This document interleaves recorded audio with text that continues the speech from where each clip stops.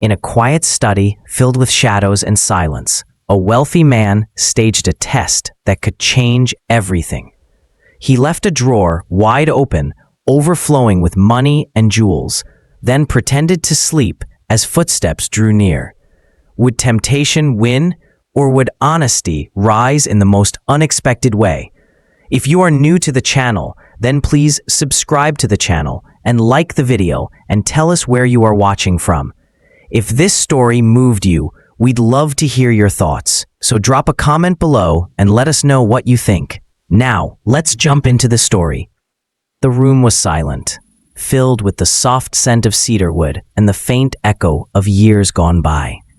In the center of this quiet space sat Mr. Davenport, a man known in the city as a wealthy businessman who had built his life on long hours, sharp decisions, and unshakable discipline. He had more than enough money, more than enough possessions, and yet an emptiness sat within him that his fortune could not cover. That afternoon, as the late sun streamed through the tall windows, Mr. Davenport sat half reclined in his leather chair. His eyes were closed, his breathing slow, and to anyone watching, it seemed he had drifted into a nap. But this was no nap. This was a carefully staged experiment, an unexpected test designed not for himself, but for someone else. To his right, an old wooden drawer stood slightly open. It was no ordinary drawer. Inside lay neatly stacked bundles of money, crisp bills that seemed to glow in the dim light. Beside them, small boxes of gold jewelry sparkled faintly, their polished surfaces catching the last rays of the sun. The drawer had been left open deliberately, placed as if waiting for curious eyes. Mr. Davenport knew the one who might see it. Every evening, the housekeeper's daughter, Clara, would pass by his study on her way upstairs. She was young, no more than 17, with bright eyes that often carried the weight of unspoken dreams. She came from modest roots, her mother working tirelessly to keep the grand house clean. For Clara, luxury was not part of life. She owned no fine clothes, no riches, no treasures, only a few books she cherished and her determination to learn. The thought of her passing by the open drawer sparked a restless curiosity in Mr. Davenport. He wanted to know who she really was when no one was watching. Did she value honesty over wealth? Would she hesitate? Would the sight of unguarded money lure her into temptation? Or would she walk away untouched, proving herself stronger than the glitter of gold? As he sat, with eyes closed, pretending to sleep, his heart was far from still. It beat heavily with tension, with questions, with the sharp pull of anticipation. He told himself this was just a harmless test, but inside, he knew it meant more. It was a search for something his wealth had never given him, proof that pure values still existed in a world shaped by greed. The room itself seemed to hold its breath. The polished wooden floor reflected the fading sunlight. The books on the shelves stood in rows like silent witnesses. The ticking of the clock on the far wall sounded louder than ever, each second dragging forward as he waited. Then, faintly, came the sound he was expecting. Light footsteps moving down the hallway. His ears caught the quiet rhythm, each step drawing closer to the study door. His chest tightened. This was the moment. This was when the test would begin. Through the crack of the doorway, the footsteps grew louder until they stopped right outside the study. For a long second, nothing happened. Then the door creaked open slowly, carefully, as if the visitor did not want to disturb the silence. Clara stood there, framed by the glow of the evening light behind her. She carried in her hands an old, weathered book, its cover worn from years of use. Her expression was calm, thoughtful, almost absent-minded, as if her mind was lost in the pages she held. Yet the open drawer was impossible to ignore. Mr. Davenport, with his eyes still shut, felt his entire body tense. Would her gaze fall on the money? Would she approach? The suspense was unbearable, and yet he remained still, forcing himself to breathe evenly, forcing his face to look as though he slept.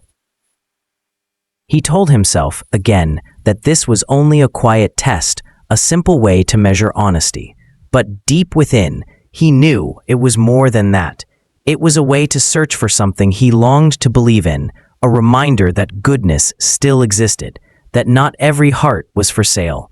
As Clara stepped softly into the study, the weight of the moment pressed heavily in the air. The open drawer shone like a beacon of temptation, while the man in the chair kept his eyes closed, waiting, watching, and hoping. The door to the study eased open, and into the quiet room stepped Clara, the daughter of the housekeeper. She moved with a gentleness that seemed to belong more to a library than to a grand mansion. In her arms, she held a worn book, its corners folded and its pages slightly yellowed with age. She loved that book. To her, it was more valuable than gold because it carried ideas and dreams she could not afford to buy anywhere else. Clara paused near the doorway, her gaze moving across the polished floor and the heavy shelves stacked with books.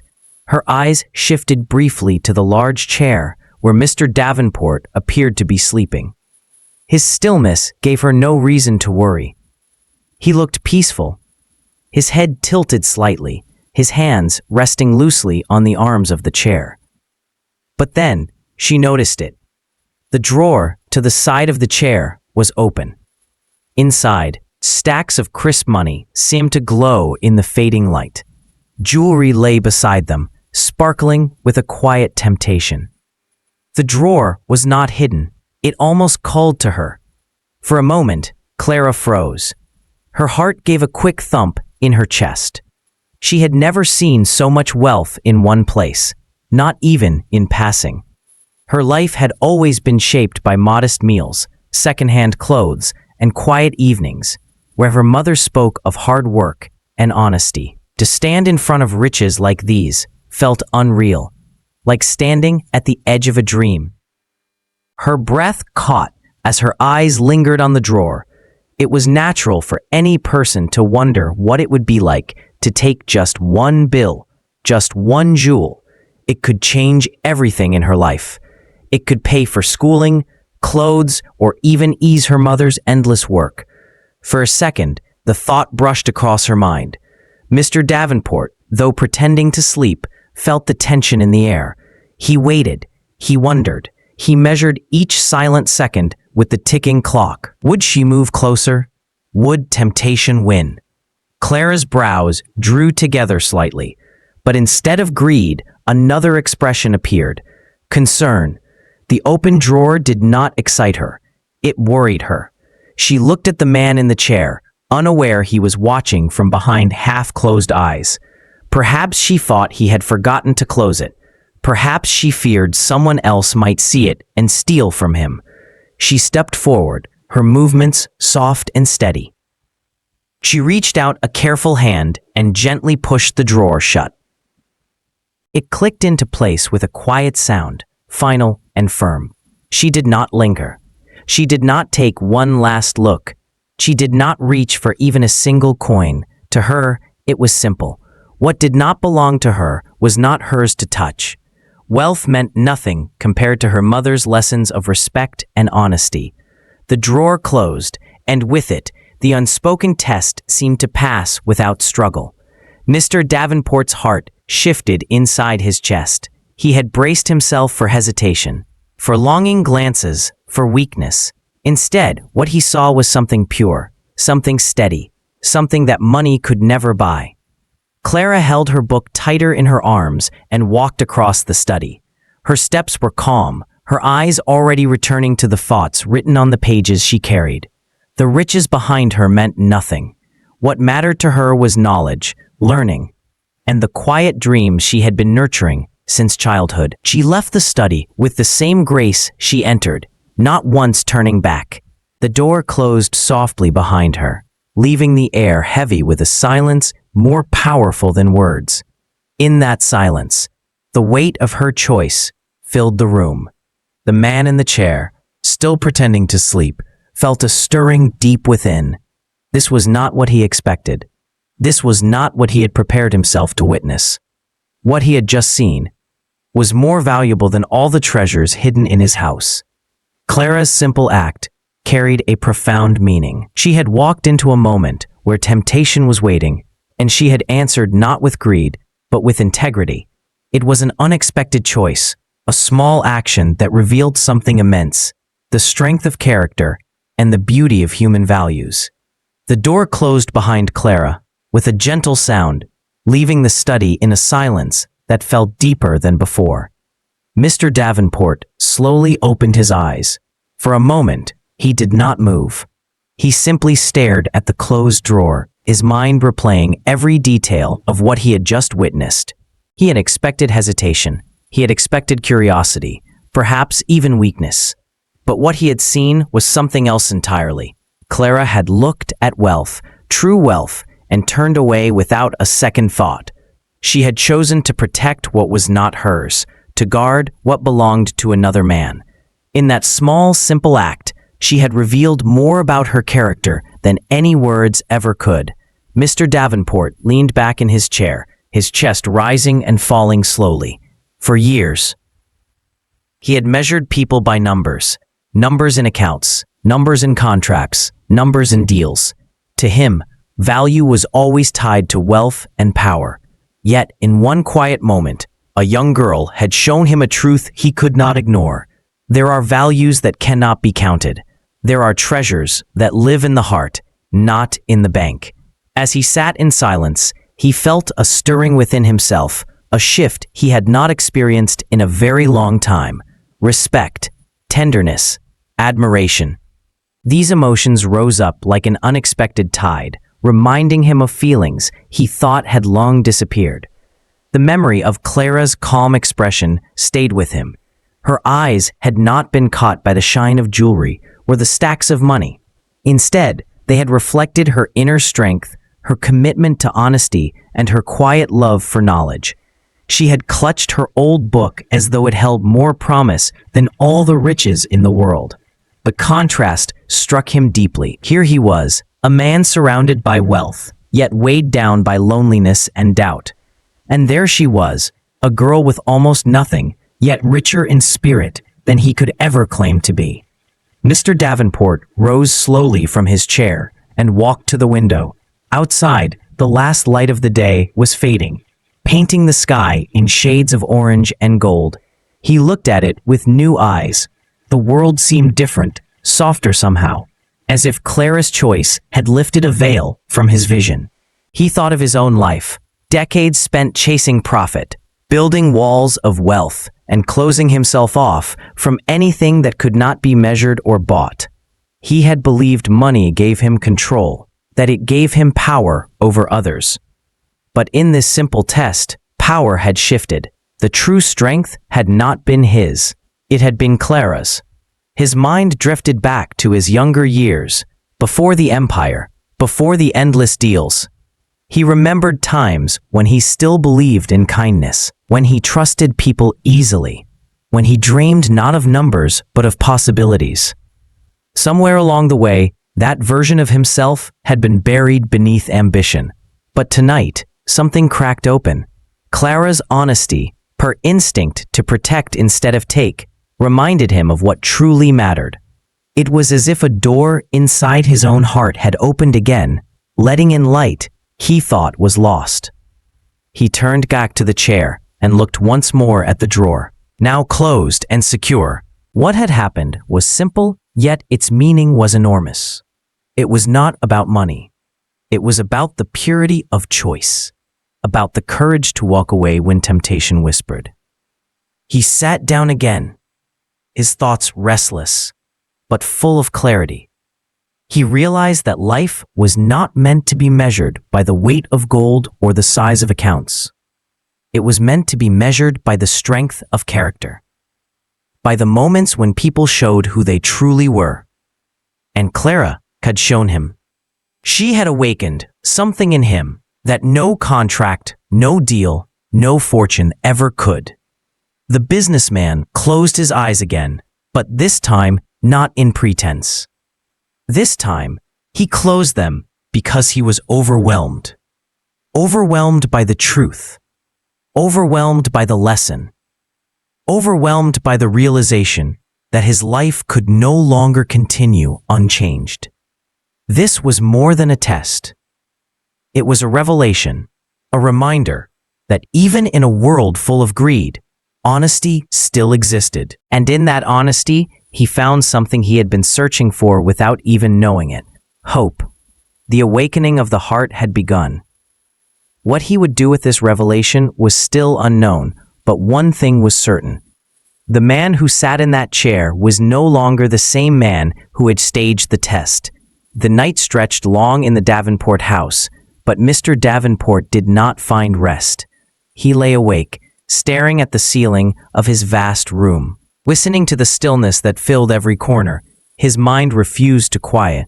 Every time he closed his eyes, the image of Clara returned, her calm expression, her steady steps, and the way she had shut the drawer without hesitation. He turned over, trying to force sleep, but sleep would not come. The act was too powerful, too pure, and it weighed on him in a way he could not ignore. He realized this was no small thing. It was not simply about money left untouched. It was about something greater. Something he had forgotten to value. Honesty without reward. Integrity without an audience. And the strength to protect what was not hers. By morning, his decision had begun to form. Mr. Davenport knew he could not let the moment pass as just a memory. Clara deserved more than a quiet nod of respect. She deserved a chance, a future shaped by opportunity rather than limitation.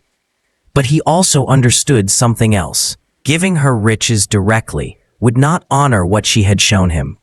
Handing her money or jewels would not capture the spirit of her choice. Her act was not about wealth, and so his response could not be about wealth alone. It had to be something deeper. He spent the day in thought, pacing through his study, writing notes, and making calls. For years, his fortune had been directed only toward business, but now he began to imagine using it differently. He thought of the schools Clara dreamed of, the education she spoke about when she believed no one was listening. He thought of her mother, who carried the weight of endless work with quiet dignity. He thought of the way knowledge lit Clara's eyes in a way diamonds never could. By the evening, the plan was clear. He would create a path for her, not by giving her treasures, but by opening doors that would otherwise remain locked. He reached out to a local foundation, arranging a scholarship in Clara's name. It would cover her education fully, books, classes, and every tool she needed to rise beyond the shadows of her circumstances. He decided to make it anonymous at first, not because he wished to hide, but because he wanted her to see the opportunity as hers, not as a gift bound by gratitude. When the papers were signed and the arrangements were complete, Mr. Davenport sat back in his chair. For the first time in years, he felt light. This was not the weight of another deal closed. This was the weight of meaning. He had not purchased another asset. He had invested in a life. Days later, Clara was called to the office of her school. She entered nervously, clutching her familiar old book, uncertain why she had been summoned. When the principal explained that she had been awarded a full scholarship, her eyes widened in disbelief. She had not applied. She had not asked. Yet here it was, a door opening to a future she had only dared to dream of. Her mother wept when she heard the news, holding Clara tightly, whispering prayers of thanks. Clara's own heart was filled not with pride, but with determination. She vowed she would make the most of this chance. She would study, she would learn, and she would honor the gift by building the life she had always imagined.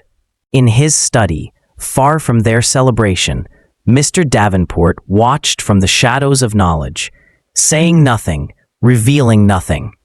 And yet, inside him, something had shifted forever.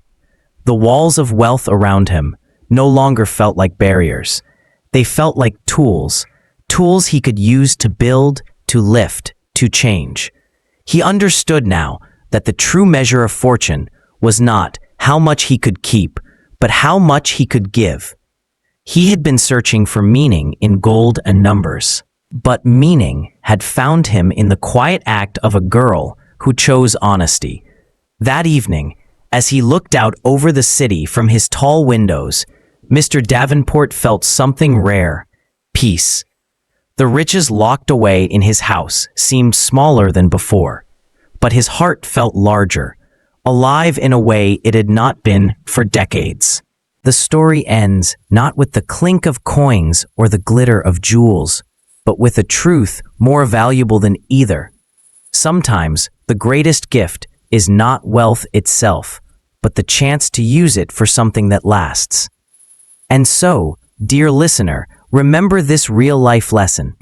True treasures are not what we guard in safes, but the lives we choose to unlock with kindness.